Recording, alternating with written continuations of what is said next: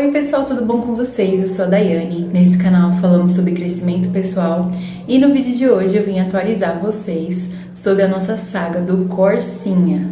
O que aconteceu realmente com ele. Eu vi que vocês tiveram várias teorias da conspiração, acusaram o vendedor, acusaram o mecânico que podia ter enganado a gente. E nesse vídeo eu vou esclarecer todas as dúvidas de vocês, porque como eu falei nos outros vídeos, eu não entendo muito e eu acho que eu não sei muito explicar quando eu não tenho conhecimento das coisas.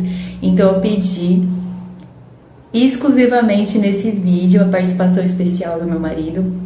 E foi graças a ele que a gente fez esse rolo aí de revenda, né, pra tentar lucrar com carros antigos.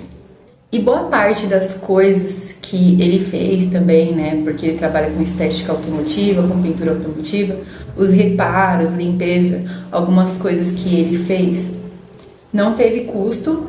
E aí dessa forma a gente consegue equilibrar alguns custos que a gente não esperava, que foi o caso do Corsa. A gente tinha total ciência que poderia ter várias coisas para arrumar. Aí a gente imaginou no máximo uns R$1.000 para arrumar, pela condição que a gente pegou o carro, que ele estava muito ok. O dono antigo, ele já tinha feito várias revisões, tinha garantia de algumas coisas que ele tinha feito. Ele só precisava vender o carro porque ele precisava de um carro mais novo e automático para a esposa e para eles andarem. Então, assim, não teve nenhuma má fé do vendedor, tava tudo certo com o veículo dentro da normalidade de veículos que a gente pode comprar para revender. Sempre vai ter alguma coisa para arrumar, senão todo mundo tava ganhando dinheiro com isso, não é mesmo? Então tem que analisar bem, e aí se você for leigo no assunto como eu, esteja do lado de pessoas que entendem do assunto e contem com a ajuda de um mecânico de confiança. E aí eu vou colocar esse trechinho do vídeo que ele tá explicando o que aconteceu com o Corsa. E depois eu falo com vocês um pouquinho melhor sobre tudo que foi feito no veículo. Opa, e aí galera, beleza? Invadindo um pouquinho o canal da Daiane aqui, para explicar para vocês que estão acompanhando a saga do nosso Corsa aí, mais ou menos o que aconteceu na parte da mecânica do carro, né? Vi que teve gente aí que comentou bastante, ela me falou, né? Teve pessoas que até acertou mais ou menos o que aconteceu lá no carro. Só para dar contexto, né? Qual era o plano do carro? Era um carrinho para comprar, dar uma melhorada nele, dar uma mexida e vender para ganhar algum lucro, né?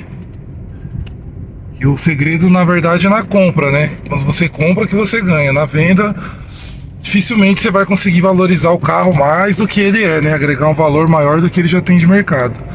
Então o que acontece? A gente comprou o Corsa estava muito bom, de verdade. Eu tenho um pouquinho de experiência já na área de mecânica aí, até na questão de comprar e vender carros, né? Já tomei na cabeça quando era mais novo, nos primeiros carros que eu comprei, então você acaba aprendendo. De formação sou técnico em mecânica, mais de veículos pesados, né? Trabalhei muito tempo dentro de uma oficina. Já tive alguns carros, tenho carro hoje, já tive bastante carro antigo, então eu sei com mais ou menos o que a gente precisa ver num carrinho, né? Na hora de comprar. O que aconteceu com o Corsa? Ele estava perfeito. Muito bom, testei, andei. O ex-dono cuidava muito bem do carro. Tinha detalhes apenas estéticos, agora de mecânica está todo revisado. Bastante peça nova, até pneu novo, alinhado, certinho. O carro simplesmente começou a falhar. Do nada ele começou a falhar e acender a luz da injeção. Como o GM é famoso por acender a luz, eu levei no meu mecânico. A gente olhou lá, viu que estava dando entrada falsa de ar nos bicos. Fizemos a manutenção dos bicos do carro, a limpeza do sistema. Ficou ok. Porém, frio, ele voltava a falhar de baixa. Ele falhava e dava alto giro, voltava ao normal. Quando baixava a rotação, ele começava a dar umas engasgadas. Foi verificado tudo que vocês imaginaram no carro e a gente não conseguia matar o defeito. O mecânico que mexe nele, além de meu amigo, é um cara que tem uma puta da experiência. Então, anos e anos e anos que ele mexe, né, com o carro.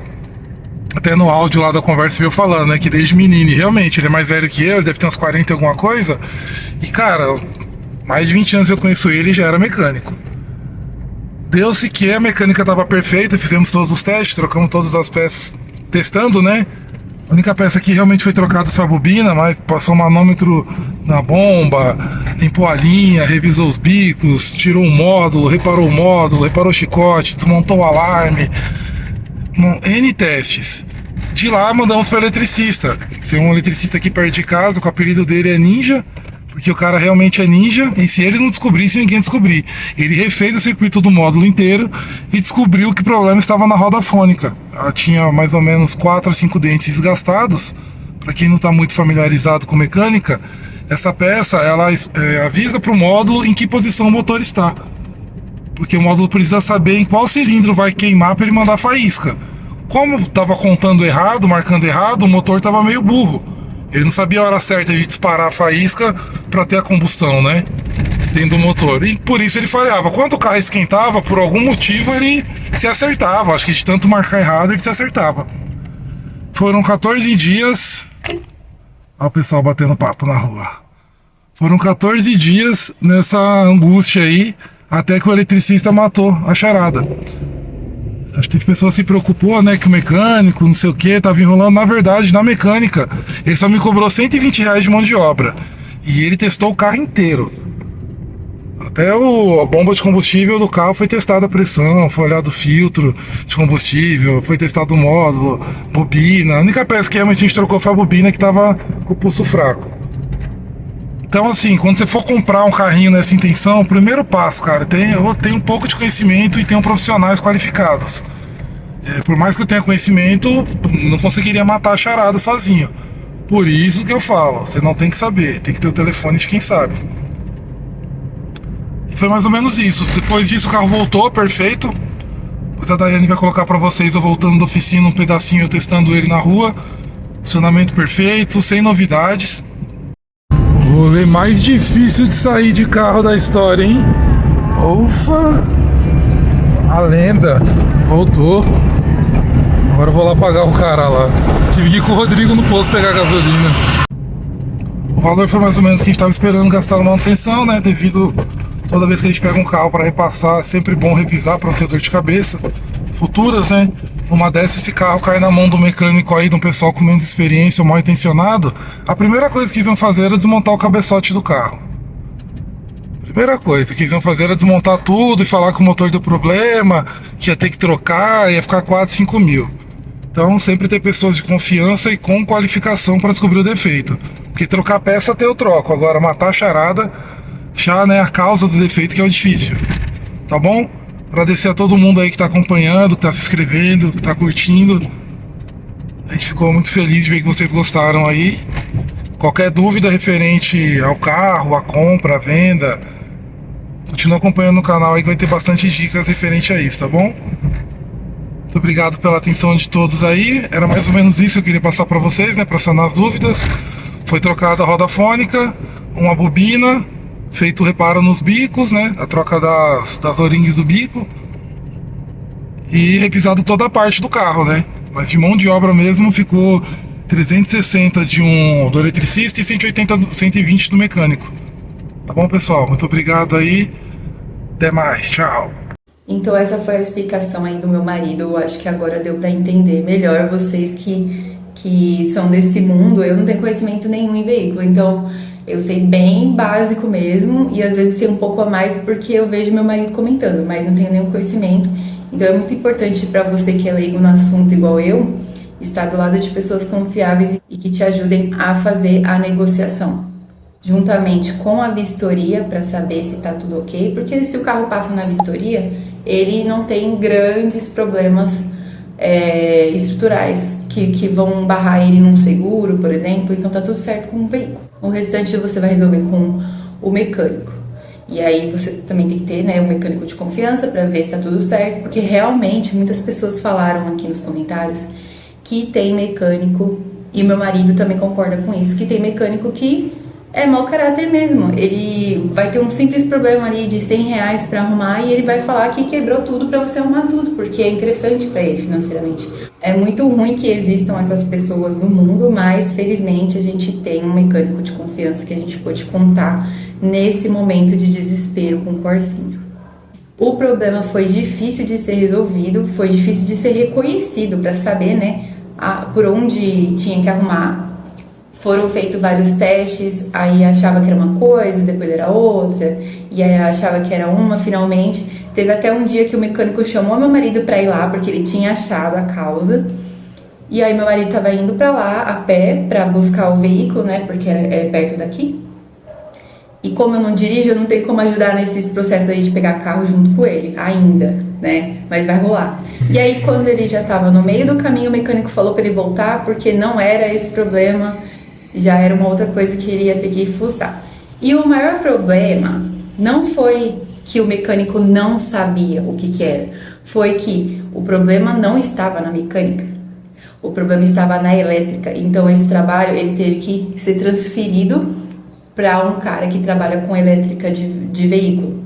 Aí sim, esse cara encontrou o erro e conseguimos corrigir.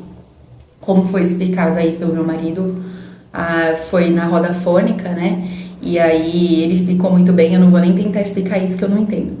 Mas foi esse o problema, por isso que tava tão difícil pro mecânico, porque realmente não era da alçada dele.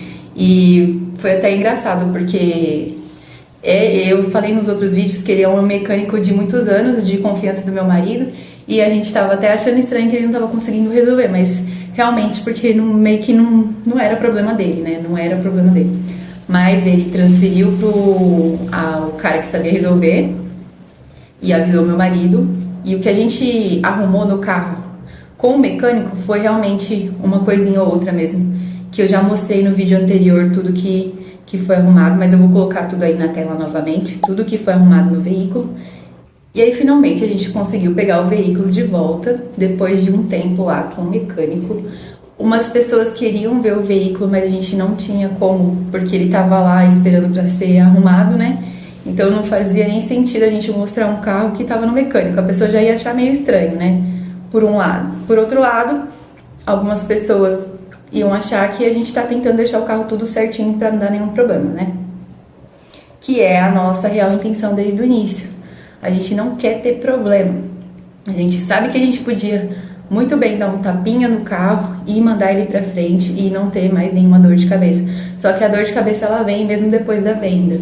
Então, tudo que a gente vende, que a gente revende, celular, coisas simples mesmo do dia a dia, eu já explico pra pessoa. Meu marido também é da mesma forma. Eu vendi um notebook uma vez, que era meu primeiro notebook. Ele tinha trabalhado muito na minha vida já, na faculdade, na escola, tudo. Trabalho, tudo possível que ele tinha que fazer por mim, ele fez. E eu deixei bem claro pra pessoa que o notebook só servia pra abrir Word e PowerPoint no máximo, porque tava exigindo muito dele, que ele tava bem fraquinho mesmo. E notebook, com os anos, ele vai ficando lento mesmo. Então já era um notebook fraco, né, de especificações. E aí foi ficando velho, mas eu avisei a pessoa e deixei ela bem ciente. E a pessoa que comprou meu notebook, ela falou, não, realmente é só pra isso que eu preciso, por isso que eu tô comprando tão baratinho, porque vai me suprir nesse momento. E ele queria realmente só pra passar PowerPoint na igreja que ele tocava. Então, com coisas pequenas e com coisas grandes, principalmente, que é o carro, a gente não quer ter dor de cabeça posterior. Então a gente deixa tudo certinho pra pessoa que comprar o carro ficar feliz, tão feliz quanto a gente que vendeu. É isso o nosso objetivo. E aí, os trabalhos que foram feitos no veículo, que não teve custo pra gente, porque o meu marido faz, a limpeza interna e externa, polimento que ele fez no veículo. Ele ajeitou algumas coisas e substituiu algumas peças que ele já tinha. Coisa pequena, né? Ó, gente, a plaquinha nova chegou. Ele fez limpeza do motor e de todas as peças possíveis que poderia fazer no carro, né? Deixou o carro limpo e cheiroso pra gente conseguir mostrar agora realmente pros possíveis compradores do veículo. Então a gente conseguiu economizar por essa parte, mesmo que a gente tenha gastado um pouco mais na mecânica. Então a gente economizou numa parte, teve prejuízo numa outra parte, mas no geral, né, esperamos assim, quando a gente puder vender, que dê lucro. Então, se você não quiser perder a continuação dessa saga, já se inscreve no canal, comenta aqui o que você tá achando. No próximo vídeo eu vou mostrar se o carro foi vendido, se deu lucro, por quanto que a gente vendeu, quanto tempo a gente levou para vender e maiores detalhes dessa venda. Então já se inscreve aí para não perder nada. Se vocês gostaram aí de maiores participações aí do meu marido no canal, deixe o like com força aqui nesse vídeo, se inscreva no canal e até o próximo vídeo.